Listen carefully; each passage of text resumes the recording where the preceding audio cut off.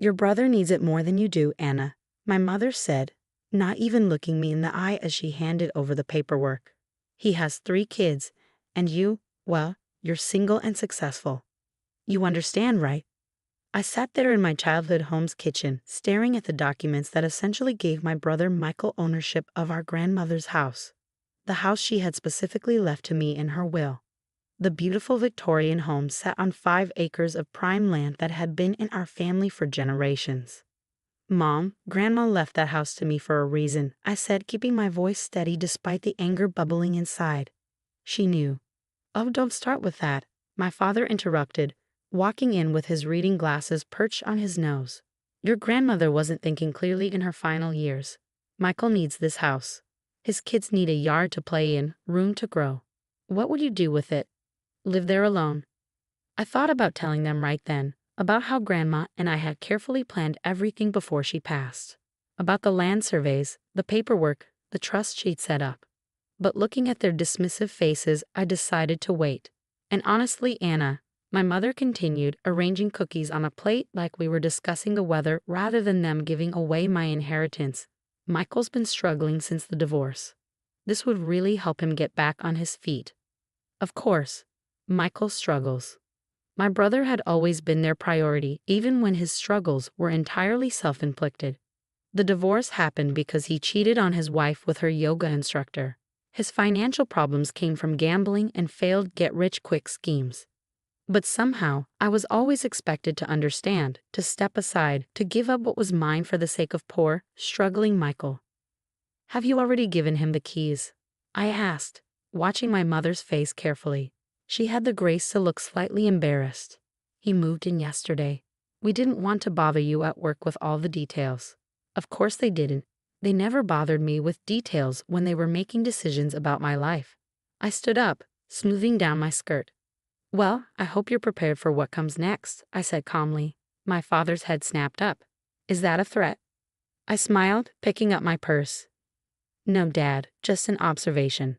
I have to go. I have a meeting with my lawyer this afternoon. Your lawyer? My mother's voice rose slightly. Anna, don't be difficult. This is about family. Yes, I agreed. It is about family. Specifically, about how Grandma trusted me to handle hers. I left them standing in the kitchen, my mother still clutching her plate of cookies, my father's face turning that familiar shade of red that appeared whenever someone challenged his authority. Driving to my lawyer's office, I thought about the last conversation I had with Grandma 6 months ago. She was sharp as ever, sitting in her favorite armchair, going over the paperwork with me. They'll try to change it, she had said, her blue eyes clear and knowing. Your parents always favored Michael, even when it wasn't in his best interests. That's why I'm leaving you the house, Anna. You're the only one who understands what needs to be done with the land. She was right, as usual. What my parents didn't know, what Michael certainly didn't know, was that the house sat on land that I already owned. Grandma had transferred the land to me 3 years ago, keeping only the house in her name. She knew about the development plans for the area, about how the land would be crucial for the nature preserve we'd been planning together. My lawyer, Mr. Patterson, was waiting for me when I arrived. I assume they made their move, he asked, gesturing for me to sit. I handed him the paperwork my mother had given me. They gave him the house, moved him in yesterday. He reviewed the documents, his eyebrows rising, without consulting the executor of the estate. That's bold. They never were good at reading the fine print, I said, pulling out my own file. The real property documents, the land ownership records, and most importantly, the conservation easement Grandma and I had put in place before her death. Shall we proceed as planned? Mr. Patterson asked, a slight smile playing at his lips. I nodded, thinking of Michael probably already planning to modernize Grandma's beautiful old house, unaware that he was about to learn a serious lesson about making assumptions. Yes, I said firmly, it's time they learned that some things are bigger than their family politics. Grandma had a vision for this land, and I intend to honor it.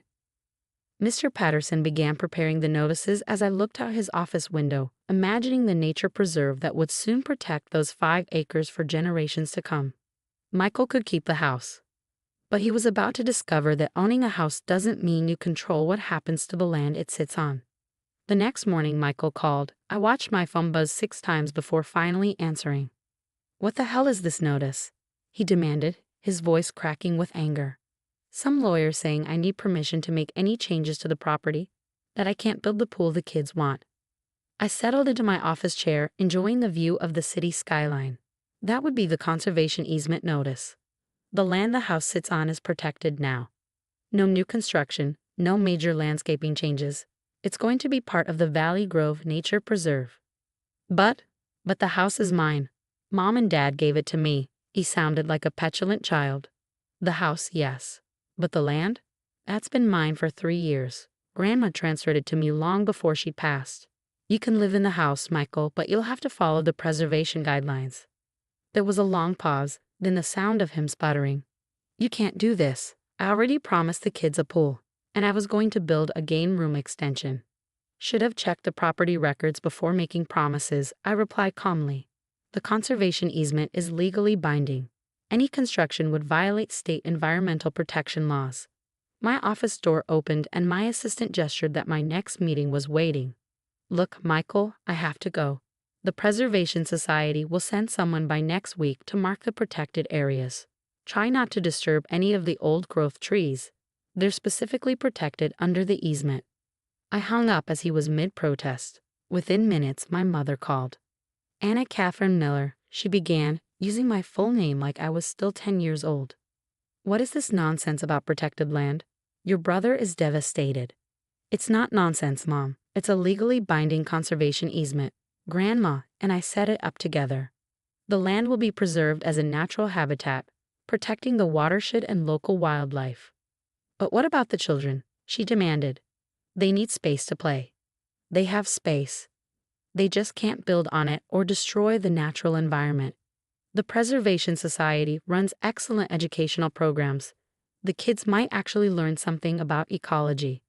My father's voice came on the line. Now listen here, young lady. We can fight this in court. You're just being spiteful because. Because what, Dad? Because you gave away my inheritance without consulting me? Because you've always favored Michael? Or because you never bothered to understand that Grandma and I shared the same values about preserving our family's legacy? Legacy, he scoffed. It's just land. No, it's not just land. It's habitat for endangered species. It's part of a crucial watershed. It's one of the last undeveloped parcels in the valley. Grandma understood that. It's why she trusted me with it. I could hear them arguing in the background, probably passing the phone back and forth. Finally, my mother came back on. We're coming over to discuss this, she announced. I'm at work, Mom. And there's nothing to discuss. The easement is filed with the state. It's permanent. But I have a meeting. Give my nieces and nephew my love. Maybe suggest they join the Junior Naturalist program. The Preservation Society offers scholarships. I ended the call and took a deep breath. My assistant poked her head in. Your parents still processing the news? She asked with a knowing smile. You could say that. Is the Preservation Society representative here? She nodded. With all the preliminary surveys, should I send them in? I stood up, straightening my jacket. Yes. Time to start planning the nature preserve Grandma always dreamed of. As I walked into the conference room, I thought about Grandma's words from our last conversation. The land remembers, Anna, she'd said, looking out over the meadow behind her house. It remembers every promise we make to it. Make sure you keep ours. The Preservation Society team spread out their maps and surveys, pointing out the rare species habitats, the watershed areas, the historic trees. All the things Grandma had taught me to value. All the things my parents and Michael had never bothered to understand. Let them have the house. The real inheritance wasn't the building. It was the responsibility to protect something larger than ourselves. Michael would figure out how to live with the restrictions or he wouldn't. Either way, the land would be protected just as Grandma wanted. My phone buzzed again. Another text from Michael. Mom and Dad are furious. You've really done it this time. I smiled, typing back. Actually, Grandma did it. I'm just keeping her promise. Then I turned back to the preservation plans, ready to honor the legacy that really mattered. 3 months later, I stood at the edge of what was now officially the Valley Grove Nature Preserve, watching as Preservation Society volunteers installed educational signage along the newly created nature trail. The autumn leaves painted the scene in brilliant oranges and reds, just as Grandma used to describe in her favorite season. Ms. Miller, a young girl, maybe 12, approached me with a notebook. I'm Katie, Michael's oldest. Are you really my aunt? I smiled, recognizing my brother's eyes in her face. I am. Nice to finally meet you properly. Dad's been really mad, she said frankly, but I kind of love what you're doing here. We saw a family of deer yesterday morning, right behind the house. And my science teacher says this is one of the most important wildlife corridors in the valley. Before I could respond, Michael appeared behind her, looking uncomfortable in a crisp morning air. Katie, go help your siblings with their Preservation Society worksheets. As she ran off, Michael cleared his throat. The kids joined that junior naturalist program you mentioned. They're actually pretty excited about it. I nodded, waiting. Michael had barely spoken to me since the easement notice, and our parents had resorted to cold silence at family gatherings. Listen, he continued, scuffing his shoe against the ground like he used to do when we were kids, and he had to apologize. I've been thinking about what Grandma used to say about this place, about how she could name every tree, every bird that nested here. She loved this land, I said quietly. She wanted to make sure it stayed the way she remembered it. Yeah, well, he looked around at the preservation team working nearby. The kids keep telling me facts about the ecosystem here. Did you know there's an endangered butterfly species that only lives in this valley? The silver-spotted azure. I smiled. Grandma used to point out their chrysalises on the old oak trees. Michael was quiet for a moment. Mom and Dad still don't get it. They keep talking about lawyers, about fighting the easement. But watching the kids get so excited about nature, about conservation, maybe you and Grandma were right. It wasn't quite an apology, but from Michael, it was something close. The house is still yours, I reminded him. You can make it a home.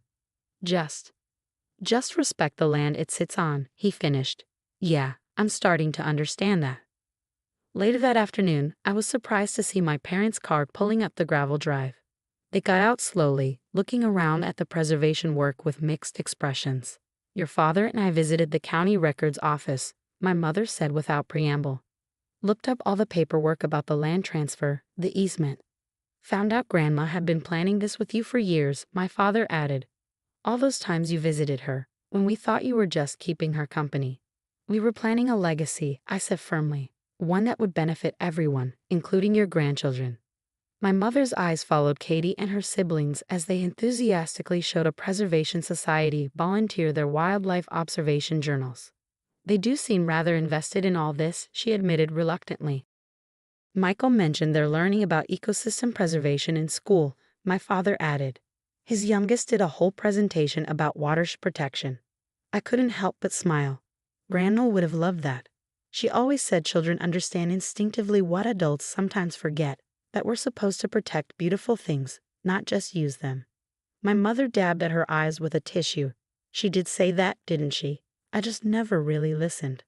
None of us did, my father said quietly. Except you. We stood there in the autumn sunshine, watching the preserve come to life around us. The educational signs, the carefully marked trails, the protected areas where wildlife could thrive undisturbed. It was everything Grandma and I had dreamed of. We were wrong, my mother finally said. About the house, about not consulting you. We just assumed. You assumed what you always have. I finished for her. That Michael's needs came first. But Grandma knew what she was doing when she chose me for this. It was never about the house. It was about protecting something precious. My father put his arm around my mother's shoulders. Your grandmother would be proud, Anna. You've turned her dream into reality. As if to emphasize his words, a pair of deer emerged from the woods, cautiously making their way across the meadow. Katie and her siblings watched in hushed excitement, their observation journals forgotten in their hands.